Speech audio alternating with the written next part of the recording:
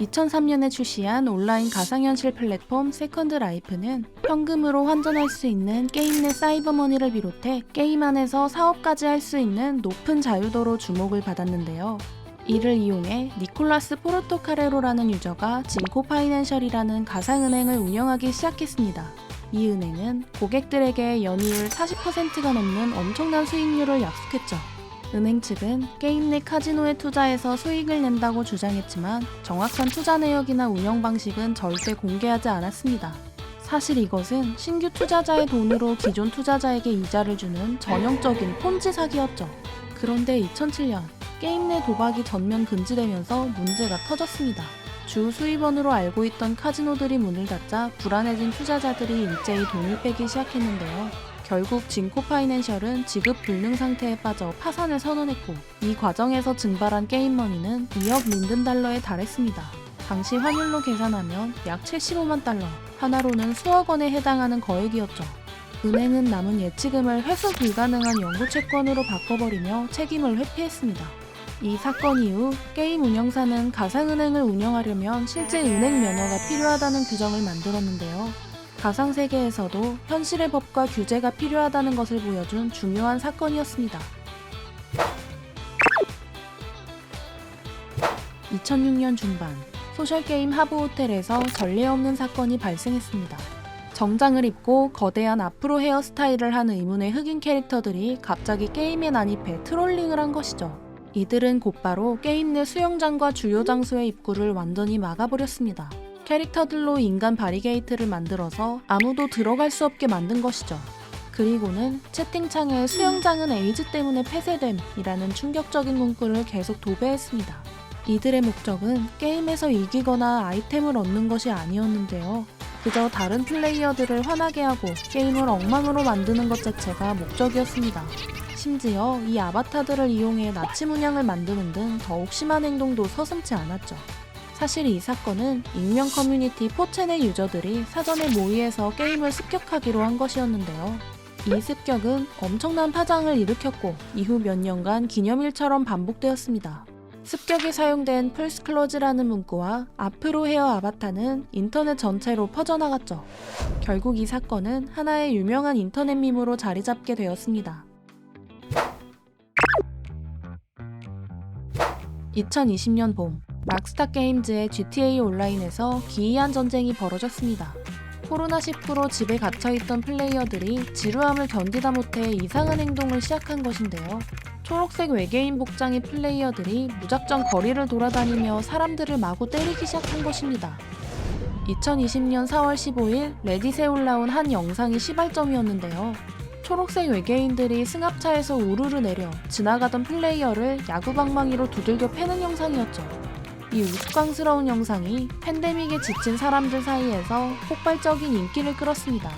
곧이어 초록색 외계인의 공격에 맞서는 보라색 외계인 자경단이 등장했고 퍼플 대 그린이라는 거대한 진영 싸움으로 발전했죠.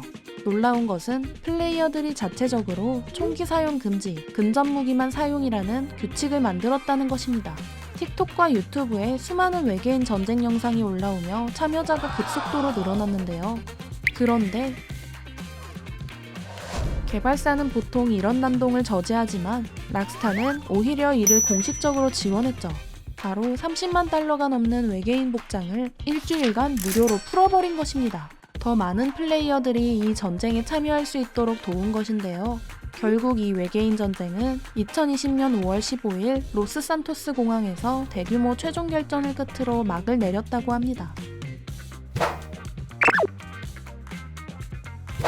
2006년 3월 4일 게임 월드 오브 워크래프트에서 사이버 장례식이 열렸습니다. 뇌졸중으로 사망한 페이진이라는 유저를 추모하기 위해 그녀의 길드원들이 준비한 것인데요. 길드원들은 생전에 그녀가 좋아했던 여명의 설원 온천에서 추모식을 진행하기로 했습니다. 다른 유저들의 방해를 막기 위해 서버 포럼에 장례 일정과 장소를 공개하며 평화로운 추모를 부탁했죠. 그런데 이 공지가 오히려 화근이 되었습니다. 세레니티 나우라는 적대 진영 길드가 이 정보를 듣고 습격 계획을 세운 것인데요. 장례식 당일 추모자들은 전투 장비가 아닌 예복을 입고 추모에 임하고 있었습니다. 바로 그 순간 세레니티 나우 길드원들이 몰려와서 광역 공격 마법을 퍼부었습니다. 무방비 상태의 추모객들은 속수무책으로 학살당했고 장례식장은 아수라장이 되었죠.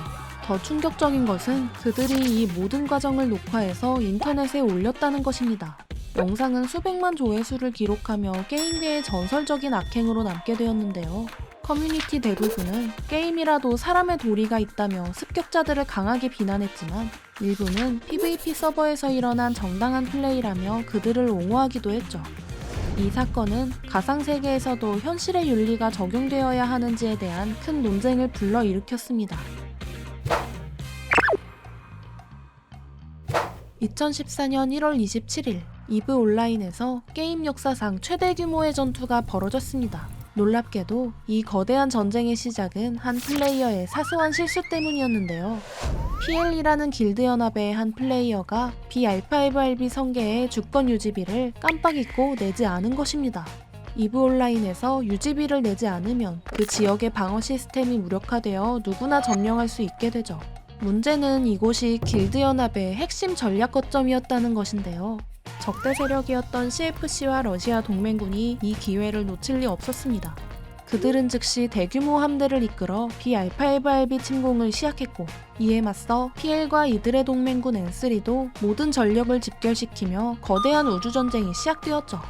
이 전쟁에는 무려 7,548명의 플레이어가 참여했고 한 성계에만 2,670명이 동시 접속했는데요.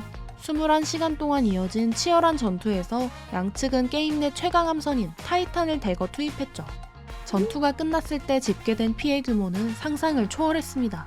총 75척의 타이탄을 포함해 576척의 주력함이 파괴되었는데요.